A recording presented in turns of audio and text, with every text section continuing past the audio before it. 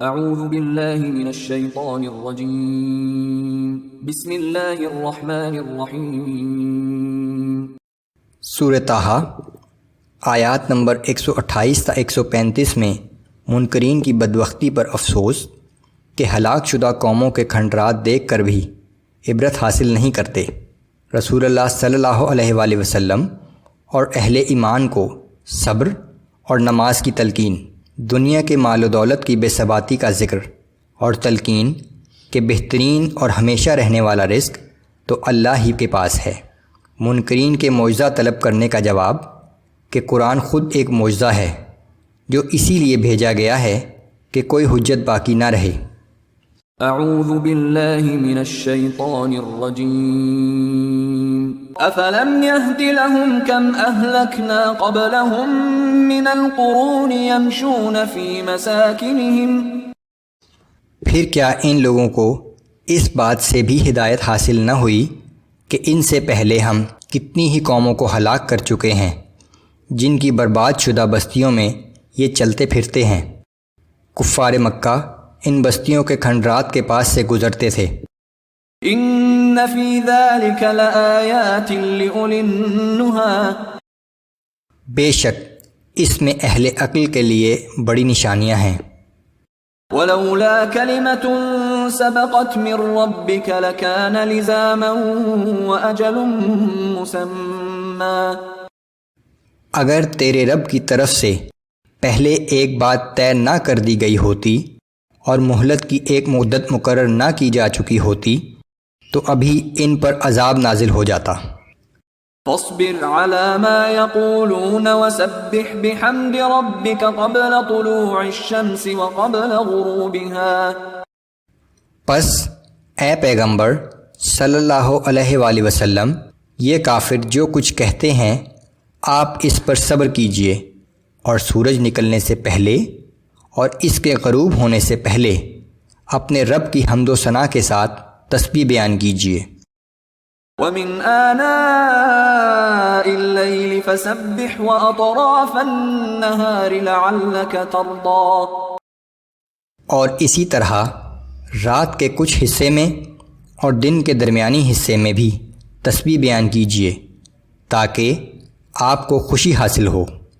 اس آیت میں تمام نمازوں کے اوقات متعین کر دیے گئے۔ وَلَا تَمُدَّنَّ عَيْنَيْكَ إِلَىٰ مَا مَتَّعْنَا بِهِ أَزْوَاجًا مِّنْهُمْ زَهْرَةَ الْحَيَاةِ الدُّنْيَا لِنَفْتِنَهُمْ فِيهِ۔ اے پیغمبر صلی اللہ علیہ وآلہ وسلم، دنیا کی زندگی میں مختلف قسم کے لوگوں کو زیب و آرائش کی جو چیزیں ہم نے عارضی طور پر دے رکھی ہیں، آپ ان کی طرف نظر اٹھا کر بھی نہ دیکھیں، یہ تو ہم نے ان کی آزمائش کے لیے انہیں دی ہیں۔ وَرِزْقُ رَبِّكَ خَيْرٌ وَأَبْقَىٰ۔ آپ کے رب کا رزق اس سے بہت زیادہ بہتر اور ہمیشہ باقی رہنے والا ہے۔ وَأْمُرْ أَهْلَكَ بِالصَّلَاةِ وَاصْطَبِرْ عَلَيْهَا۔ اپنے گھر والوں کو نماز کا حکم دیجئے اور خود بھی نماز کی پابندی کیجئے۔ لَا نَسْأَلُكَ رِزْقًا نَحْنُ نَرْزُقُكَ وَالْعَاقِبَةُ لِلتَّقْوَىٰ۔ ہم آپ سے رزق طلب نہیں کرتے بلکہ ہم آپ کو رزق دیتے ہیں اور بالآخر بہتر انجام تو پرہیزگاری ہی کا ہے۔ وَقَالُوا لَوْلَا يَأْتِينَا بِآيَةٍ مِّن رَّبِّهِ۔ اور کفار کہتے ہیں کہ یہ رسول ہمارے پاس اپنے رب کی طرف سے کوئی معجزہ بطور نشانی کیوں نہیں لے کر آتا۔ أَوَلَمْ تَأْتِهِم بَيِّنَةُ مَا فِي الصُّحُفِ الْأُولَىٰ۔ تو کیا ان کے پاس پچھلے صحیفوں کے مضامین کا مصداق قرآن کی شکل میں نہیں آ پہنچا؟ وَلَوْ أَنَّا أَهْلَكْنَاهُم بِعَذَابٍ مِّن قَبْلِهِ لَقَالُوا رَبَّنَا لَوْلَا أَرْسَلْتَ إِلَيْنَا رَسُولًا فَنَتَّبِعَ آيَاتِكَ مِن قَبْلِ أَن نَّذِلَّ وَنَخْزَىٰ۔